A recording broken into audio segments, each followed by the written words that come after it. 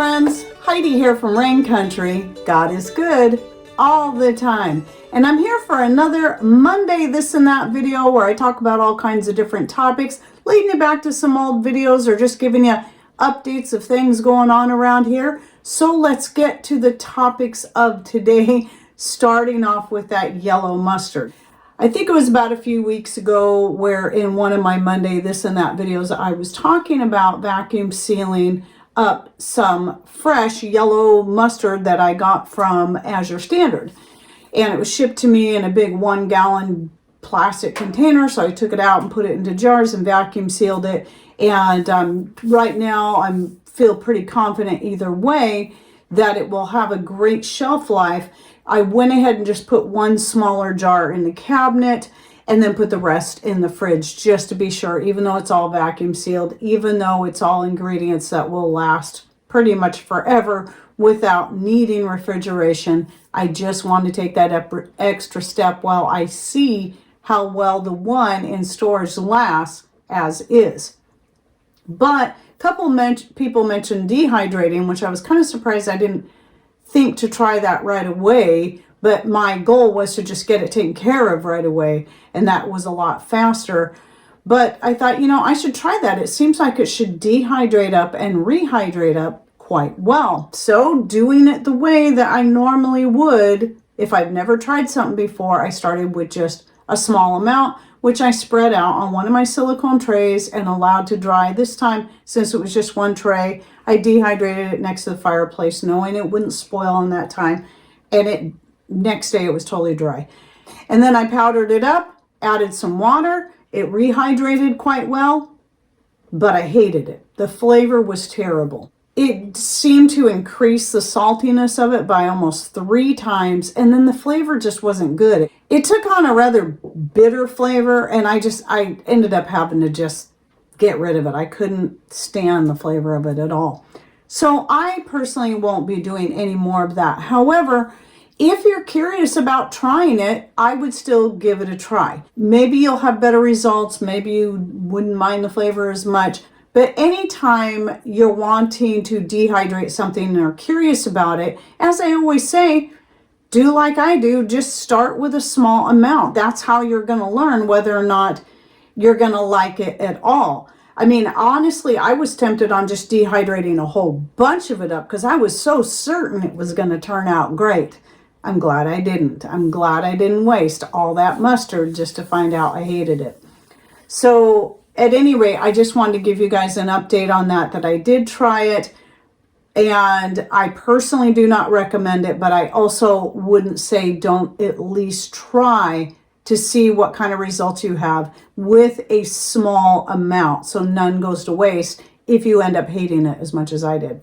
So moving on, another thing, I wanted to come back to the dehydrated spaghetti, and I was talking about dehydrating it in little small amounts. I meant to say this in last week's This and That video, was that Deb brought up a really good idea of using the silicone soap molds, the round kind. Like I bought this mold for making shave soaps because it's perfect for that. They fit right down into the little shaving bowl just perfect.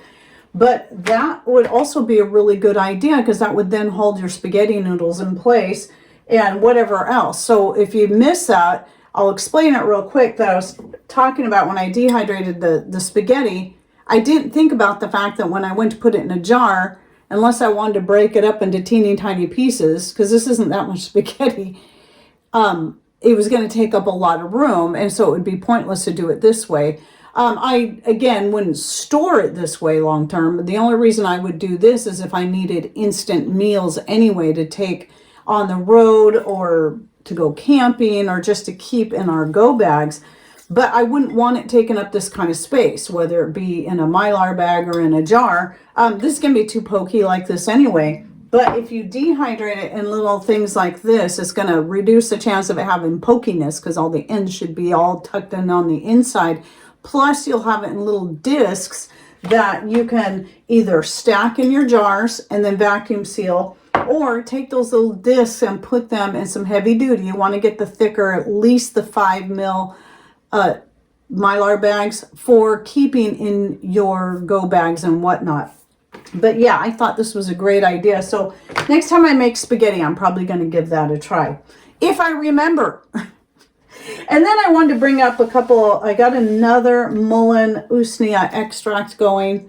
So right there is the usnea. You can see the stringy stuff in there. So that's also known as old man's beard. We can find that quite a bit around here, mostly on the hardwood trees or branches that have been blown off in the wind. So typically we'll find a lot of that out at our other piece of property just down the road.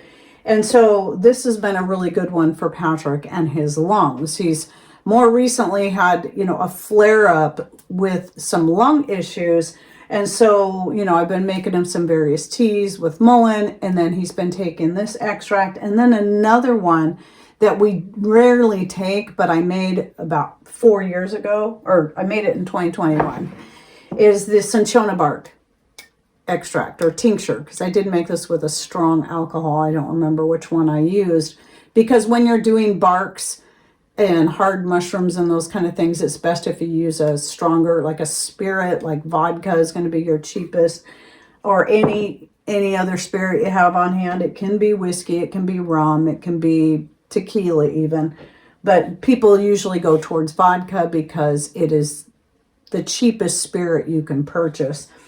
But something like this, you'd only need up to a teaspoonful. This is really good at helping with viruses, especially those that affect the lungs, especially the one that starts with a C. This can be very, very helpful because of the quinine content in cinchona bark. In fact, that's where quinine does actually come from. And then here is the bark, what it looks like when you purchase it. Now, the particular stuff I bought back in 2021 is no longer available, but there's still tons of cinchona bark you can buy by the pound out there. And I'll link to one down below that looks like it's a pretty decent price, about what I believe I paid for this. It might even be less than what I paid for this, because I bought a couple of pounds of it to have plenty on hand. But anyway, these two things have been quite helpful for Patrick at getting over this recent flare-up. So I just wanted to share that. But all I did was, I think I filled on this the jar up about halfway. Usually when I'm doing tinctures and extracts, I typically fill my jar up halfway. I don't use any specific measurements. So some people go by weight and exact measurements. I just fill my jar about halfway and pour whatever solvent I'm going to use with it over the top. Like this one, all I used in this was homemade wine. So that saves me a lot of money doing it that way. Sometimes I'll do a blend of homemade wine and honey. And if you're wanting to make an alcohol-free extract for kids or anyone else who can't have any alcohol, an oxymil is excellent. That would be where you would take 1 part to 1 part honey and vinegar, preferably your own homemade vinegar would be best, and just mix those together, and that becomes your solvent, and then let it sit for at least 2 months or more. The longer you let it sit, the stronger it's going to get. I don't know if you can see how strong. Well, the color of cinchona bark, it's pretty dark anyway, but that is really dark. Okay, and then another thing is that some people, I get people asking me if I have newsletters. Now, I don't have, especially like any kind of physical newsletters or order forms. No, I don't do that. I don't send out. That would actually cost me a lot of money and time to send out physical mailings. You got your stamp, you got your envelope, you got your paper, you got your ink, and then the time typing these things up and printing them out and all that kind of stuff, and then having to get all this stuff mailed off. No, I don't do any kind of physical things like that. So if you're, as far as ordering any of our products, that's only done through email. And if you want more information on that, just email me at raincountryhomestead@gmail.com, and I will shoot you out the product list that includes the instructions, because I've cut out the middleman completely as far as no Etsy. And I, at this point, have no desire to set up a web page to sell my stuff, nor set up something with any other type of online store. With the constant increase of fees and all that people are wanting to tag on to everything, it's like I'm just done with that. But what I have done, I thought I'd just kind of jump in and give it a try, because I noticed some people using this and I didn't really know what it was about. But I know a couple of people I follow have a Substack. And so I thought, let me just see what this is about. And so I set up an account, And I'll link to it down below. Right now, I only have one post out there because it was just kind of a trying it out. But what I learned, which I was like, oh, this is so cool for people who want like a regular newsletter. I can't say how regular it's going to be, but if I ever want to send out a newsletter, the easiest way for me to do that would be to have you follow me on Substack, and then when I type something out, it should get sent to you as a newsletter, if I understand correctly. And that could be something I may start doing. Hopefully, maybe once a month I can try to do that, depending on how my time sort of balances out. I could possibly do it more. And, that way I can also have written recipes that I can share that way as well. So that would be a way that would cost me more time, but not cost me more money, like having to set up a web page. Because the only way you can like send out newsletters that can reach a great amount of people is to actually have a web page, your own web page that people sign up for a newsletter under there, and it's all automatic. And that doesn't work with doing it like I was trying to do with Gmail, because you're only allowed to send to so many email addresses at a time. And so then you're spending all day sending this to, okay, now this group of people, now this group of people. It's very, very time consuming. So that wouldn't be worth it to me. And plus, I just don't want to pay the cost for having to pay for a monthly fee for a web page, as well as the maintenance for that on top of that. So Substack might be the answer. So if you're interested in that, then just go ahead and follow me there. Again, I'll put that link in the description box down below, right towards the top, so it will be easy to find. And we'll see how it goes. I'm not going to say it'll be a forever and always thing. I just want to try it out for a while and see if that might be a good answer for people. But remember, I still also have Patreon, and it's everything there is always free, just like everything on Substack will always be free. I'm not going to have paid only, content that is only for those who pay. I just don't work that way. So at any rate, yeah, you can, and my Patreon link is always in the description box as well. And also included in that product list, by the way, that, I said I'll send out, is the list of current seeds I have available, mostly my medicinal herb seeds. And I do sell those. I've been selling them for many years. So if you're interested in those, now's the time to get some if you're thinking about starting some new herbs from your garden. And again, that email address is raincountryhomestead@gmail.com. And some good news I learned about Azure, at least for us, is that we're finally getting a drop point set up in our little small remote town. I can't believe it. I am so excited.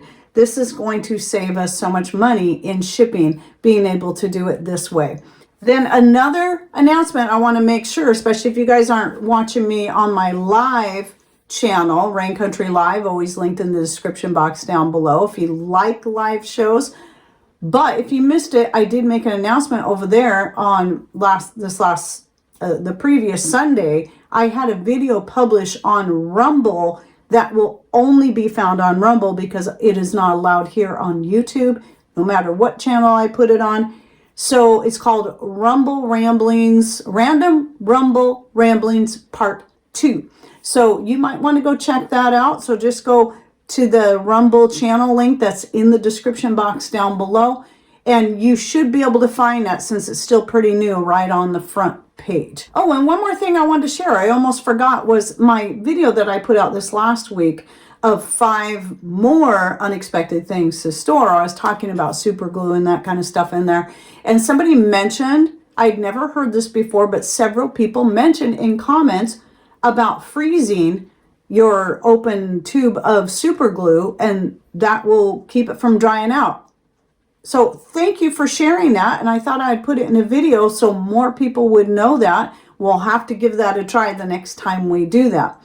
And by the way, if you missed that video, go check it out. Again, it's just some ideas of things you might not have thought about. I've done 2 videos. I have another one I'm working on that I'm going to put out, but I have all kinds of videos on storing it on lights, the different types of off-grid lights, different type ways that you can cook, medical essentials. I have a playlist just on essentials where I list off all those things as well. So you might want to check out some of those other playlists, which I'll go ahead and try to remember to link to in the description box down below. And please, just if I forget to add a link that I say I'm going to add, just let me know. It happens. There's a lot of steps a person has to take when they're uploading a video and then trying to remember everything they said in the video that they were going to link to without having to watch the whole thing yet again.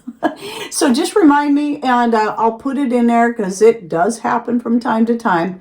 And then anything else you would like to add in comments, we appreciate your comments. That does also help us get us back out in the algorithms again. Your likes, your subscribes, your comments, your shares, that really helps give our channels a boost, because the thing is, the stuff that's happening in my channel is happening to channels of all sizes, of all types, all the way across the board, because I finally have figured out it has to do with some big changes that YouTube made to the platform about a year ago.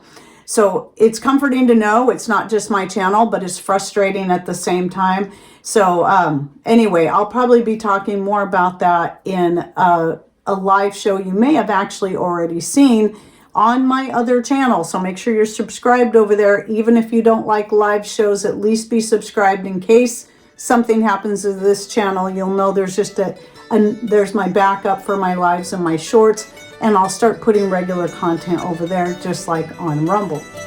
All right. Well, thanks for watching. Take care, and God bless.